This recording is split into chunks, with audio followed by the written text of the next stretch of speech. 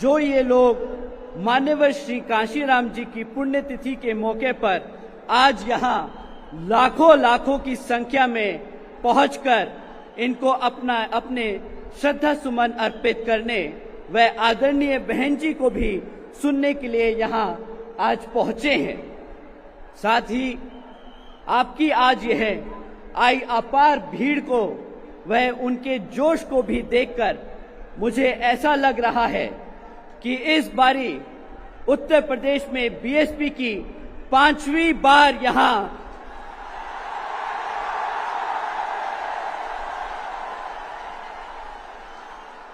Surgeon हिताय व surgeon सुखाय की नीतियों पर एवं सिद्धांतों पर आधारित अपनी पार्टी की आदरणीय बहन कुमारी मायावती जी के नेतृत्व में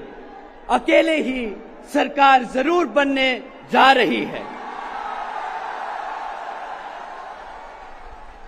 जिसकी अब इस समय यूपी की जनता को काफी जरूरत भी है। और अब मैं पुण्य मान्यवर श्री कांशीराम जी को नमन करते हुए अपने उन सभी संतों, गुरुओं व महापुरुषों आदि को भी दिल से नतमस्तक करता हूं कि जिन्होंने यहाँ जातिवादी व्यवस्था के चलते विपरीत हालातों में भी अपने अथक प्रयासों से वह कड़ा संघर्ष करके पूरे देश में खासकर यहाँ जातिवादी व्यवस्था के शिकार रहे दुखी व पीड़ित लोगों को मान सम्मान की जिंदगी सबर करने के लिए जो इन्हें सही रास्ते दिखाए हैं, तो उन पर अमल करते हुए अब इनके बताए हुए रास्ते पर चल रही अपनी बीएसपी पार्टी को ही हर स्तर पर मजबूत बनाकर इसे केंद्र व राज्यों की भी सत्ता में जरूर लाना है।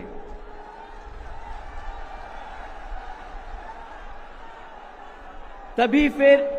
इन्हें बाबा साहब डॉक्टर भीमराव अंबेडकर जी द्वारा भारतीय संविधान में दिए गए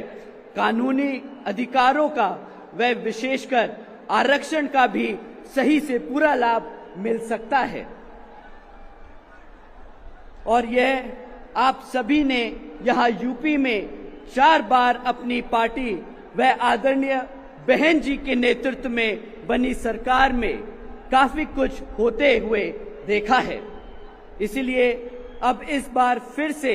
यहाँ यूपी में अपनी पार्टी को सत्ता में जरूर लाना है।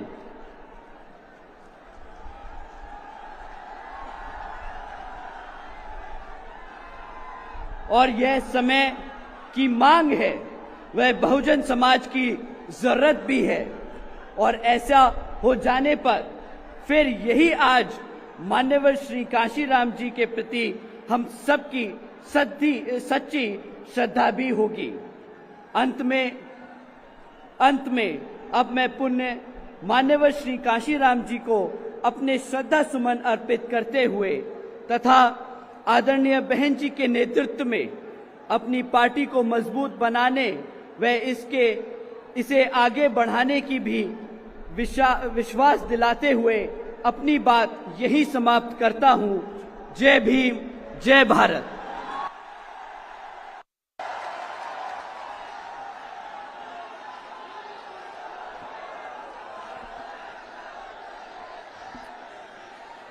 अब मैं बड़े अदब के साथ आज इस कार्यक्रम की मुख्य अतिथि व बहुजन समाज पार्टी की राष्ट्रीय अध्यक्ष एवं देश के सबसे बड़े प्रदेश उत्तर प्रदेश की 4 बार रही यशस्वी मुख्यमंत्री और साथ ही लोकसभा व राज्यसभा की कई बार रही सम्मानित सांसद तथा देश में सामाजिक परिवर्तन एवं आर्थिक मुक्ति मूवमेंट की महानायिका बहुजन समाज पार्टी के संस्थापक एवं मसीहा मान्यवर श्री कांशीराम जी की एकमात्र रही उत्तराधिकारी व आयरन लेडी परम आदरणीय बहन जी अब उनके सम्मान में अपने विचार व्यक्त करेंगी तथा पार्टी व मूवमेंट के हित में भी कुछ दिशा निर्देश देंगी। आदरणीय माननीय बहन जी बाबा साहब अमर रहे, बाबा साहब अमर रहे, माननीय श्री कांशीराम साहब अमर रहे, माननीय श्री कांशीराम साहब अमर रहे। बहन कुमारी मायावती जी, बहन कुमारी मायावती जी, बहुजन समाज पार्टी, बहुजन समाज पार्टी जिंदाबाद, श्री आकाश आनंद जी जिंदाबाद, श्री आकाश आनंद जी जिंदाबाद। सर्व समाज के सम्मान में, सर्व समाज के सम्मान में, अपने महापुरुषों के सम्मान में बहन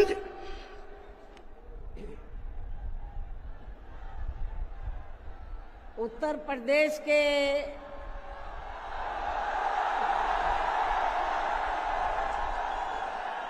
प्रदेश के कोने कोने से आए हुए पार्टी के सभी छोटे बड़े पदाधिकारी, जनप्रतिनिधि, नेता एवं कार्यकर्तागण, जैसा कि आप लोगों को ये विदित है कि आज बहुजन समाज पार्टी के जन्मदाता एवं संस्थापक मान्यवर श्री कांशीराम जी की 19वीं पुण्यतिथि है और आज के ही दिन उनका लंबी बीमारी के कारण देहांत हुआ था,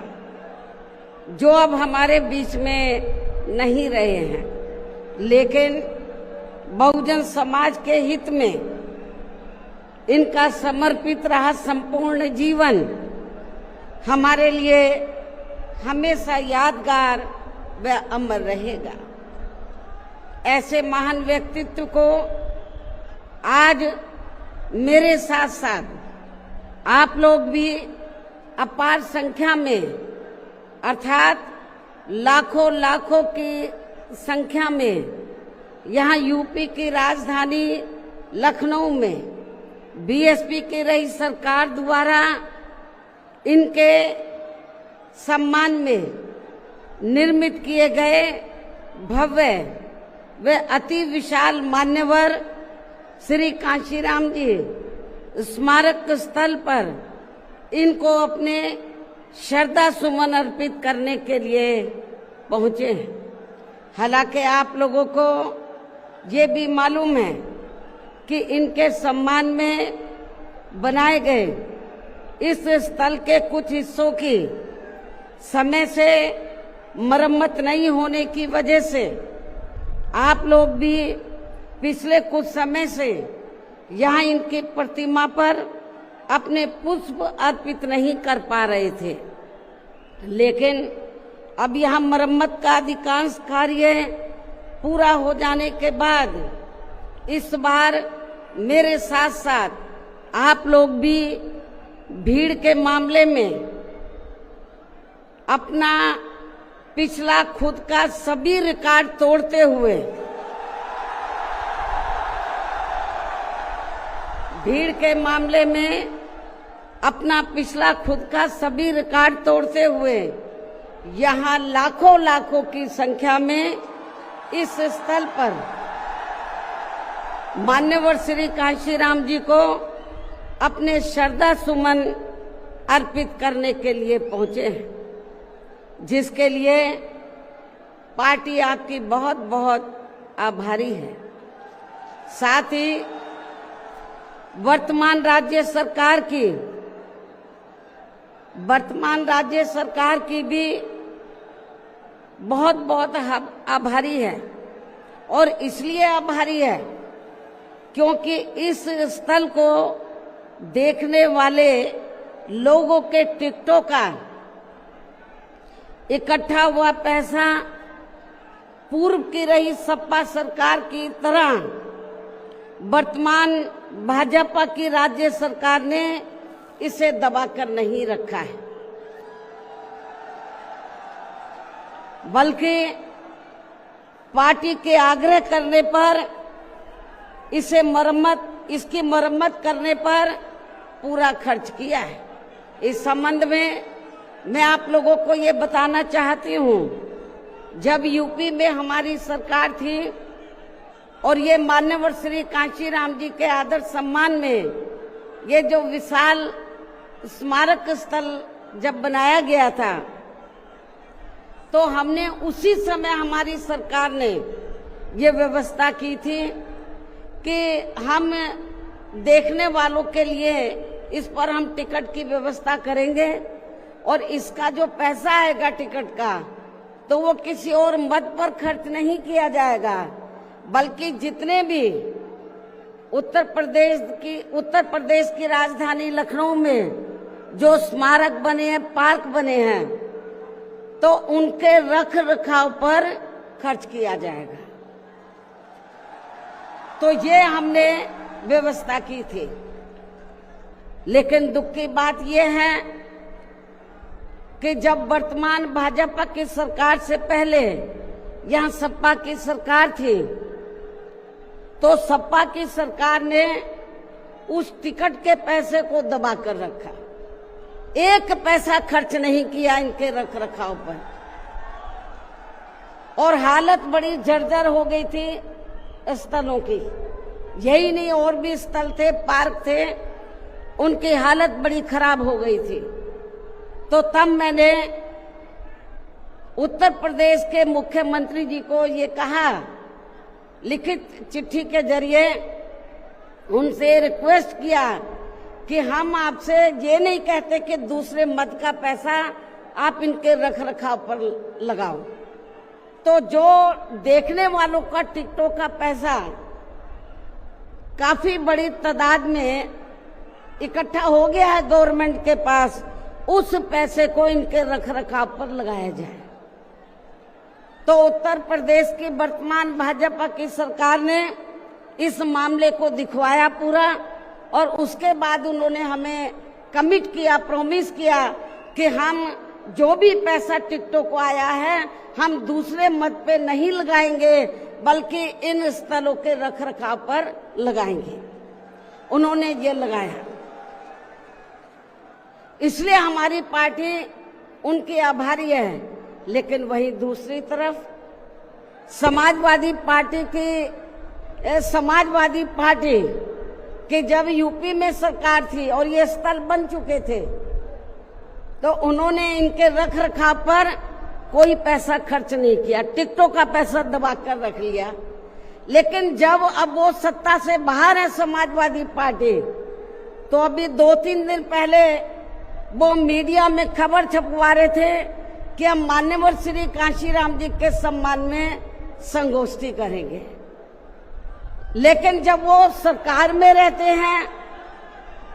तो ना उन्हें पीडीए याद आता है और ना मान्यवर श्री कांशीराम जी की जयंती और ना ही पुण्यतिथि उनको याद आती है सरकार में रहकर। लेकिन जब वो सत्ता से बाहर हो जाते हैं तो समाजवादी पार्टी को फिर याद आता है कि हमें संगोष्ठी करनी चाहिए। मैं सपा मुखिया अखिलेश यादव से मैं ये पूछना चाहती हूँ, यदि मान्यवर श्री कांशीराम जी के प्रति आपका इतना ही आदर सम्मान था, तो जब यूपी में मेरी सरकार थी तो मेरी सरकार ने अलीगढ़ मंडल में कासगंज के नाम से अलग से जिला बनाया, उस जिले का नाम मान्यवर श्री कांशीराम जी नगर के नाम से रखा था। लेकिन जैसे ही समाजवादी पार्टी पावर में आई, उन्होंने नाम बदल दिया। मान्यवर श्री कांशीराम जी के नाम पर हमने कॉलेज, यूनिवर्सिटी, अनेकों संस्थानों के नाम रखे, अनेकों संस्थानों के नाम रखे, जनहित की योजनाएं शुरू की। सारी के सारी अधिकांश जो बड़ी बड़ी योजनाएं थी वो सभी की सभी इन्होंने बंद कर दी समाजवादी पार्टी की सरकार ने। ये इनका दोगला या दोहरा चरित्र नहीं है तो क्या है? जब ये सत्ता में रहते हैं ना इनको पीडीए याद आता है और ना पीडीए के जो संत गुरु और महापुरुष है वो भी याद नहीं आते हैं। जब ये सत्ता से बाहर हो जाते हैं तब इनको हमारे संत गुरु और महापुरुष याद आते हैं। तो ऐसे दोगले लोगों से आप लोगों को बहुत ही सावधान रहने की जरूरत है। और अब मैं मान्यवर श्री कांशीराम जी, जो पंजाब राज्य के एक मध्यम दलित परिवार में पैदा हुए हैं, तो इनके बारे में मैं ये कहना चाहूंगी कि इन्होंने भारतीय संविधान के मूल निर्माता एवं दलितों व अन्य उपेक्षित वर्गों के मसीहा परम पूज्य बाबा साहब डॉक्टर भीमराव अंबेडकर की मूवमेंट से व इनके कड़े संघर्ष एवं अथक प्रयासों से देश के खासकर करोड़ों दलितों, आदिवासियों, पिछड़े वर्गों, मुस्लिम व अन्य धार्मिक अल्पसंख्यक समाज के भी हित में भारतीय संविधान में दिए गए कानूनी अधिकारों से प्रेरित होकर तथा उनके बताए हुए रास्तों पर चलकर फिर अपनी पूरी जिंदगी इनके अधूरे रहे कारवां को मंजिल तक पहुंचाने के लिए समर्पित की है। और इसके लिए उन्होंने यानी कि मान्यवर श्री कांशीराम जी ने अपने माँ बाप, भाई बहन, रिश्ते नाते व सरकारी नौकरी आदि सभी त्याग कर बाबा साहब डॉक्टर भीमराव अंबेडकर जी के उस अधूरे रहे कारवां को पूरा करने के लिए लगा दी है, जो बाबा साहब ने यहाँ देश के करोड़ों दलितों एवं अन्य उपेक्षित वर्गों के लोगों को ये कही थी कि मैंने, बाबा साहब ने क्या कहा था कि मैंने अपने कड़े संघर्ष एवं अथक प्रयासों से इन वर्गों के लोगों को भारतीय संविधान में इन्हें स्वाभिमान के साथ जिंदगी व्यतीत करने व खुद अपने पैरों पर खड़े होने के लिए कानूनी अधिकार तो जरूर दिला दिए हैं, लेकिन उनका सही से पूरा लाभ लेने के लिए इन सभी वर्गों के लोगों को अर्थात बहुजन समाज के लोगों को आपस में एकजुट होकर व इन्हें अपने विशाल वोटों के जरिए यहाँ केंद्र एवं राज्यों की भी राजनीतिक सत्ता की मास्टर चाबी खुद अपने हाथों में लेनी होगी। ये परम पूज्य बाबा साहब डॉक्टर अंबेडकर ने कहा था। तभी फिर इनका वास्तव में सही से विकास व उत्थान आदि हो सकता है और तभी फिर ये लोग स्वाभिमान के साथ अपनी पूरी जिंदगी व्यतीत कर सकते हैं, क्योंकि इस मामले में बाबा साहब डॉक्टर भीमराव अंबेडकर जी का ये कहना था कि देश में राजनीतिक सत्ता वह एक ऐसी मास्टर चाबी है जिसके जरिए इन वर्गों के लोग अपनी सभी समस्याओं का समाधान खुद कर सकते हैं। साथ ही ये लोग भी यहाँ अन्य वर्गों की तरह पूरे आत्मसम्मान व स्वाभिमान के साथ अपनी खुशहाल जिंदगी व्यतीत कर सकते हैं। और इसके लिए बाबा साहब डॉक्टर भीमराव अंबेडकर जी ने इन वर्गों के लोगों को जो भी रास्ते दिखाए तो वे उनके जीते जी तो पूरे नहीं हो सके थे, जिन्हें फिर उनके देहांत के बाद उन रास्तों पर चलने व उनके इस अधूरे रहे कारवां को मंजिल तक पहुंचाने के लिए मान्यवर श्री कांशीराम जी ने अनेकों कष्ट झेलकर अपनी पूरी जिंदगी लगा दी है और वे अपने जीते जी इस मकसद में काफी हद तक कामयाब भी हुए हैं। और खासकर इन्होंने यहाँ आबादी के हिसाब से देश के सबसे बड़े प्रदेश उत्तर प्रदेश में अपनी पार्टी के नेतृत्व में कई बार सरकार बनाकर वे उत्तर प्रदेश सहित नजदीक के लगे राज्यों में भी पार्टी के कुछ सांसद व विधायक आदि भी जिताकर बाबा साहब के कारवां को काफी हद तक आगे बढ़ाया है। इतना ही नहीं बल्कि मान्यवर श्री कांशीराम जी के देहांत होने से पहले उनकी ये दिली तमन्ना थी कि जहां आबादी के हिसाब से देश के सबसे बड़े प्रदेश उत्तर प्रदेश में, जहां दलितों एवं अन्य उपेक्षित वर्गों के लोगों की कुल मिलाकर आबादी काफी ज्यादा है, तो इन्हें यहाँ एकजुट होकर अकेले ही अपनी पार्टी की पूर्ण बहुमत की सरकार बनानी होगी। ये मान्यवर श्री कांशीराम जी की उनके देहांत होने से पहले ये दिली तमन्ना थी। तभी फिर इन वर्गों के लोग यहाँ हर मामले में व हर स्तर पर पूरे स्वाभिमान के साथ अपनी जिंदगी व्यतीत कर सकते हैं, जिनसे प्रेरित होकर फिर अन्य राज्यों में भी इन वर्गों के लोग खुद अपने पैरों पर खड़े हो सकते हैं। तभी फिर यहाँ बाबा साहब का काफी हद तक अधूरा रहा सपना जरूर साकार हो सकता है। लेकिन दुख की बात यह है कि मान्यवर श्री कांशीराम जी के जीते जीतो इनका ये सपना साकार नहीं हो सका था, जिसे फिर इनके देहांत के बाद सन 2007 में इनकी एकमात्र रही उत्तराधिकारी व पार्टी की राष्ट्रीय अध्यक्ष ने, अर्थात हमने यहाँ उत्तर प्रदेश में बहुजन समाज के साथ साथ समता मूलक समाज व्यवस्था में विश्वास रखने वाले उच्च वर्गों के लोगों को भी साथ में लेकर इसे पूरा भी किया है। और सन 2007 में देश के विशाल आबादी वाले यूपी स्टेट में पहली बार हमने यहाँ अपनी पार्टी के अकेले ही पूर्ण बहुमत की सरकार बनाई है। हालांकि पहले 3 बार हमने बनाई, वो मिली जुली सरकार थी, लेकिन चौथी बार हमने अकेले अपने बलबूते पर यूपी में पूर्ण बहुमत की सरकार बनाई है। जो यहाँ खासकर कांग्रेस, बीजेपी, सपा व अन्य जातिवादी पार्टियों को कतई भी अच्छा नहीं लगा है, जबकि इससे पहले केंद्र की रही भाजपा सरकार ने सत्ता का दुरुपयोग करके मेरे ऊपर व मेरे माँ बाप,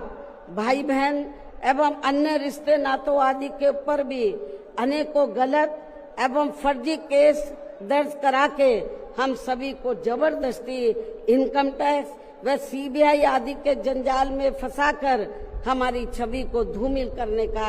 हर संभव पूरा प्रयास किया है। इसके साथ साथ आगे चलकर इन सब मामलों में केंद्र की रही कांग्रेसी सरकार ने भी हमें न्याय देने के बजाय बल्कि काफी उलझा दिया था, और तब फिर हमें इन सब के विरुद्ध मान्य कोर्ट में भी जाना पड़ा है, जहां हमें न्याय मिला है। इस प्रकार से ये सब भी हमें काफी कुछ झेलना पड़ा है। लेकिन ऐसे विकट व संघर्ष भरे हालातों में भी हमने बाबा साहब डॉक्टर भीमराव अंबेडकर के बताए हुए रास्तों पर चलकर यहाँ उत्तर प्रदेश में सन 2007 में हुए विधानसभा चुनाव में अकेले ही ये चुनाव लड़कर फिर अपनी पार्टी की पूर्ण बहुमत की सरकार बनाई है। और हमने यहाँ बाबा साहब डॉक्टर भीमराव अंबेडकर एवं मान्यवर श्री कांशीराम जी आदि के सपनों को काफी हद तक साकार किया है। और इसके लिए हमने अपनी सरकार में यहाँ जातिवादी, संकीर्ण व पूंजीवादी व्यवस्था के शिकार रहे लोगों को, अर्थात सर्व समाज में से खासकर गरीबों, दलितों, आदिवासियों, पिछड़े वर्गों के साथ साथ मुस्लिम एवं अन्य धार्मिक अल्पसंख्यक समाज के लोगों के भी हित व कल्याण में अनेकों ऐतिहासिक कार्य किए हैं, जिनके नाम बदलकर उन्हें अब अन्य राज्यों में विभिन्न पार्टियों की सरकारें भुना रही है, जबकि इसका वास्तव में असली श्रेय बीएसपी को ही जाता है। साथ ही हमारी पार्टी की रही सरकार ने दलितों एवं अन्य उपेक्षित वर्गों के लोगों के हितों का सभी मामलों में पूरा ध्यान रखा है। खासकर आरक्षण का तो इन्हें पूरा लाभ दिया है। इतना ही नहीं बल्कि हमने यह अपनी सरकार में सर्व समाज में से गरीबों, मजदूरों, बेरोजगारों, किसानों, वकीलों, कर्मचारियों, व्यापारियों एवं अन्य मेहनतकश लोगों के साथ साथ यहाँ छात्रों, युवाओं, महिलाओं व बुजुर्गों आदि के भी हितों में काफी महत्वपूर्ण कार्य किए हैं, जिनसे इन्हें काफी ज्यादा लाभ पहुंचा है। इनके साथ साथ हमारी पार्टी की रही सरकार ने प्रदेश में अपराध नियंत्रण एवं कानून व्यवस्था को भी चुस्त व दुरुस्त करने के लिए यहाँ जाति, धर्म व दलगत राजनीति से ऊपर उठकर कार्य किए हैं, ताकि प्रदेश में अमन चैन व शांति व्यवस्था आदि कायम रहे, जिसकी प्रदेश में उस समय काफी जरूरत भी थी। साथ ही कानून व्यवस्था के मामले में हमने यहाँ हर स्तर पर अन्याय, अपराध व भय मुक्त वातावरण भी पैदा किया है। इस प्रकार से हमारी पार्टी की पूर्ण बहुमत की रही सरकार ने यहाँ सर्व समाज के लोगों को हर मामले में व हर स्तर पर सर्वजन हिताय व सर्वजन सुखाय की नीतियों पर आधारित ही यहाँ काफी बेहतरीन सरकार दी है, जिसे प्रदेश की जनता अभी तक भी भुला नहीं पा रही है। और खासकर हमने रोटी रोजी देने के मामले में सर्व समाज में से यहाँ गरीबों, दलितों एवं अन्य उपेक्षित वर्गों के लोगों को काफी हद तक उन्हें आत्मनिर्भर भी बनाया है, जिनके यहाँ वर्षों से सभी विरोधी पार्टियों की रही सरकारों की जातिवादी, संकीर्ण व पूंजीवादी सोच होने के कारण काफी ज्यादा उपेक्षा की गई है। इतना ही नहीं, बल्कि हमने वर्तमान केंद्र की सरकार की तरह अपने राजनीतिक स्वार्थ में इन्हें इनके टैक्स के पैसों से ही थोड़ा सा मुफ्त में राशन देकर इनको अपना गुलाम व लाचार नहीं बनाया है, अर्थात इनको दूसरों के ऊपर निर्भर नहीं रखा है। इसके साथ साथ हमारी पार्टी की रही सरकार ने देश में यहाँ बहुजन समाज में समय समय पर जन्मे अपने महान संतों, गुरुओं व महापुरुषों में भी खासकर महात्मा ज्योतिराव फूले, छत्रपति शाहू जी महाराज, नारायण गुरु, बाबा साहब डॉक्टर भीमराव अंबेडकर, मान्यवर श्री कांशीराम जी, संत गुरु रविदास जी व गौतम बुद्ध आदि को भी विभिन्न रूपों में पूरा आदर सम्मान दिया है। जो ये सब यहाँ जातिवादी पार्टियों को कतई भी रास नहीं आ रहे हैं, और इस मामले में समाजवादी पार्टी तो सबसे आगे रही है। और अब ये समाजवादी पार्टी यहाँ अपने राजनीतिक स्वार्थ में जबरन पीडीए आदि की हवाई बातें करके इन वर्गों को गुमराह करने में लगी है, जबकि हमारी पार्टी की रही सरकार ने अपने संतों, गुरुओं व महापुरुषों आदि के नाम पर यहाँ प्रदेश में जिन जिलों, संस्थानों एवं योजनाओं आदि के नाम रखे थे, तो उनमें से काफी को तो सपा की रही सरकार ने बदल दिया है, जैसा कि शुरू में मैंने आप लोगों को बताया है। साथ ही हमने इन वर्गों के विकास व उत्थान में जो अनेकों महत्वपूर्ण योजनाएं शुरू की थी, तो उन्हें भी अधिकांश बंद कर दिया गया है। आरक्षण दिए जाने के मामले में भी सपा की रही सरकार ने यहाँ दलितों, आदिवासियों एवं अन्य पिछड़े वर्गों के लोगों के साथ हमेशा पक्षपात वाला रवैया ही अपनाया है। इनके पदोन्नति में आरक्षण को तो इस पार्टी की रही सरकार ने एक प्रकार से यहाँ खत्म ही कर दिया था। इसके अलावा इनकी रही सरकार में यहाँ गुंडों, बदमाशों, माफियाओं एवं अन्य अराजक तत्वों को ही ज्यादातर बढ़ावा दिया गया है, जिसकी वजह से यहाँ कानून व्यवस्था भी काफी बुरी तरह से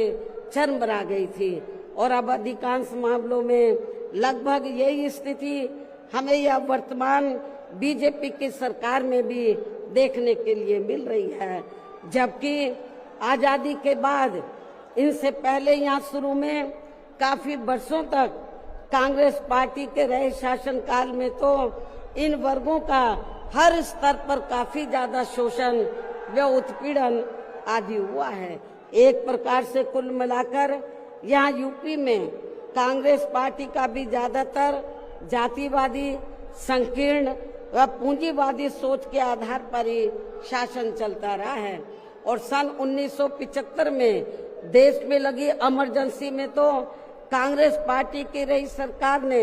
यहाँ बाबा साहब के संविधान को भी काफी हद तक प्रभावहीन ही बना दिया था, जिसकी आड़ में अब इस पार्टी के लोग आए दिन किस्म किस्म की नाटकबाजी करते रहते हैं। संविधान को हाथ में लेकर किस्म किस्म की नाटकबाजी करते रहते हैं। इसके साथ साथ कांग्रेस पार्टी ने हर प्रकार के हथकंडे इस्तेमाल करके बाबा साहब डॉक्टर भीमराव अंबेडकर को संसद में भी चुनकर नहीं जाने दिया था। इसके अलावा केंद्र में इसी कांग्रेस पार्टी की रही सरकार ने भारतीय संविधान के मूल निर्माता एवं उपेक्षित वर्गों के मसीहा परम पूज्य बाबा साहब डॉक्टर भीमराव अंबेडकर को भारत रत्न की उपाधि से भी सम्मानित नहीं किया था। इसके बाद फिर इनकी मूवमेंट को आगे गति देने वाले मान्यवर श्री कांशीराम जी को भी उनके देहांत के बाद केंद्र में रही इसी कांग्रेस पार्टी की सरकार ने इनके सम्मान में एक दिन के लिए भी राष्ट्रीय शोक घोषित नहीं किया था। इसी प्रकार समाजवादी पार्टी की भी सरकार ने एक दिन के लिए भी राष्ट्रीय शोक घोषित नहीं किया था। साथ ही इन्होंने देश में पिछड़े वर्गों की आरक्षण संबंधी मंडल कमीशन की रिपोर्ट को भी लागू नहीं किया था, जिसे फिर बीएसपी के अथक प्रयासों से श्री बीपी सिंह जी की रही सरकार में ही लागू किया गया था। इसके साथ साथ उसी समय ही बाबा साहब डॉक्टर भीमराव अंबेडकर जी को भी भारत रत्न की उपाधि से